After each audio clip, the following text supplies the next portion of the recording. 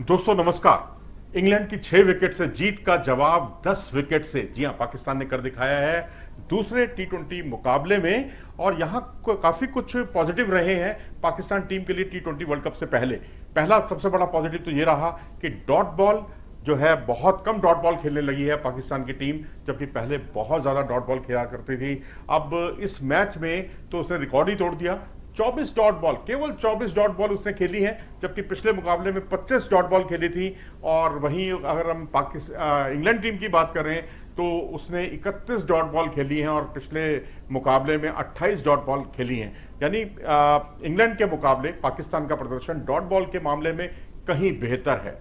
उसके अलावा एक्स्ट्राज अगर हम देखें, एक्स्ट्राज में बहुत सुधार देखने को मिला है। हालांकि 3 वाइड की हैं पाकिस्तान की तरफ से, 1 नो बॉल हुई है, लेकिन पिछले मुकाबले में केवल 1 वाइड की थी जो नसीम की तरफ से हुई थी। तो इस जाहिर सी बात है दूसरा बड़ा सुधार एक्स्ट्राज जो है अब पाकिस्तान बहुत कंजूसी से देने लगा है। और वहीं 5 वाइड लुक वुड ने की। लुक वुड हालांकि टी20 वर्ल्ड कप की टीम में नहीं है, लेकिन यहां आए हैं पाकिस्तान में, लेकिन अपनी उस दिशा पर कोई नियंत्रण वो नहीं रख पाए हैं। तीसरी अच्छी बात मुझे लगी, क्योंकि जो इंग्लैंड की स्ट्रेटजी होती है उसके हिसाब से पाकिस्तान ने अपनी स्ट्रेटजी अपनाई है।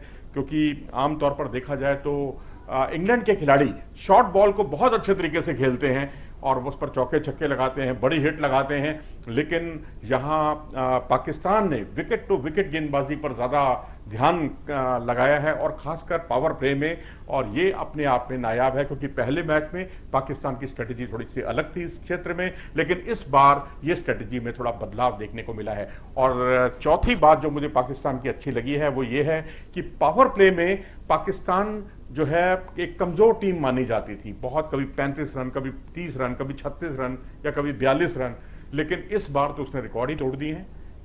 अब अगर आप देखें तो उसने 59 रन बनाए हैं बिना कोई विकेट खोए पावर प्ले में।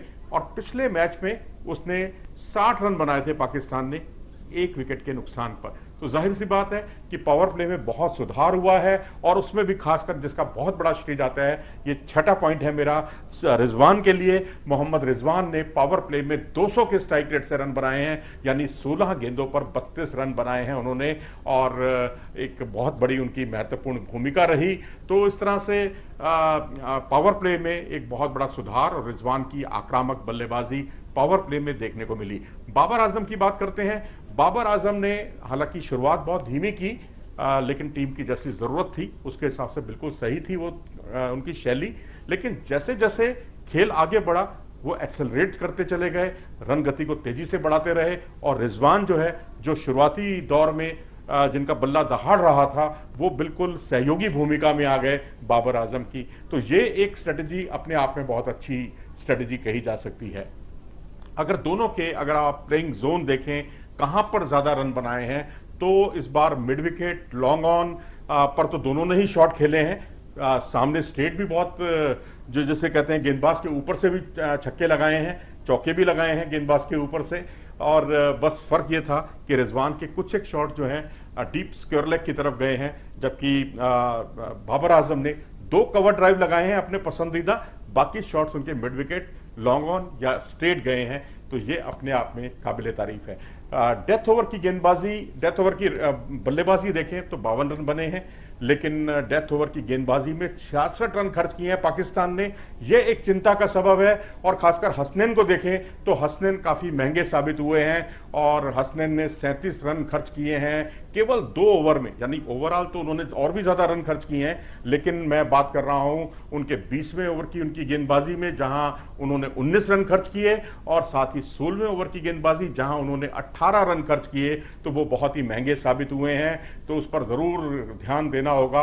और अच्छी बात एक और जो मुझे लगी पाकिस्तान क्रिकेट की, कि स्लोअर बॉल पर काम करना शुरू किया है। और जो दहानी को विकेट मिला, एक दहानी ने जो विकेट लिया है, वो एलेक्स हेल्स को जो आउट किया था, वो बिल्कुल जिसे कहते हैं 115-116 की रफ्तार से गेंदबाजी थी, कटर थी, यानी स्लोअर पर उन्होंने वो विकेट चटकाया। और वहीं अगर हम हैरिस राउफ को देखें तो हैरिस राउफ ने भी ब्रुक को जो आउट किया वो भी एक स्लोअर बॉल का नतीजा था, तो यानी स्लोअर बॉल पर वो विकेट पाकिस्तान ने चटकाना शुरू कर दिया है, लेना शुरू कर दिया है। इंग्लैंड के लिए खराब बात यही है कि एक तो फील्डिंग को उनको सुधारना होगा। रिजवान का अगर कैच ना छूटा गया होता या रिजवान का एक स्टंपिंग का मौका भी ना छूटा होता तो निश्चित तौर पर रिजवान कप के आउट हो गए होते। तो एक जिसे कहते हैं गेंदबाजी भी उस लेवल की नहीं थी, लेकिन हाँ, बल्लेबाजी में मोइन अली ने बहुत प्रभावित किया, बहुत आक्रामक बल्लेबाजी की उन्होंने, और 23 बॉल पर ही उन्होंने अपनी हाफ सेंचुरी बना ली। तो पॉजिटिव्स मैं समझता हूं इस मैच में पाकिस्तान के लिए बहुत हैं, लेकिन आखिरी ओवरों की जो गेंदबाजी है उस पर पाकिस्तान को बहुत ज़्यादा ध्यान देने की ज़रूरत है, क्योंकि पिछले मैच में भी एक लो स्कोरिंग मैच था, वहाँ भी कुछ रन गए हैं, लेकिन यहाँ तो इंतहा हो गई, क्योंकि अगर आप आखिरी 5 ओवर में इतने रन खर्च कर देंगे तो दिक्कतें और ज़्यादा बढ़ जाएंगी। 66 रन कम नहीं होते आखिरी 5 ओवर में अगर आपके गेंदबाज देते हैं तो। और वैसे कादिर की गेंदबाजी में भी मैं कहूँगा वो उनको भी रनों पर कंट्रोल करने की ज़रूरत है, दहानी को भी कंट्रोल करने की ज़रूरत है। तो गेंदबाजी जो है मैं समझता हूँ कि हालांकि प्रयोग के दौर से गुजर रही है अभी टीम, नसीम को भी बाहर रखा गया, अफरीदी अभी टीम में नहीं है, तो हो सकता है कुछ एक आपको बदलाव अगले मुकाबलों में भी देखने को मिले। आप क्या सोचते हैं, अपनी राय हमें कमेंट सेक्शन में ज़रूर दें। हमारा इस बारीकी से किया गया ये जो विश्लेषण है वो आपको कैसा लगा, और साथ ही अगर आपने हमारा चैनल अभी तक सब्सक्राइब ना किया हो तो उसे कृपया करके सब्सक्राइब कर लें। नमस्कार।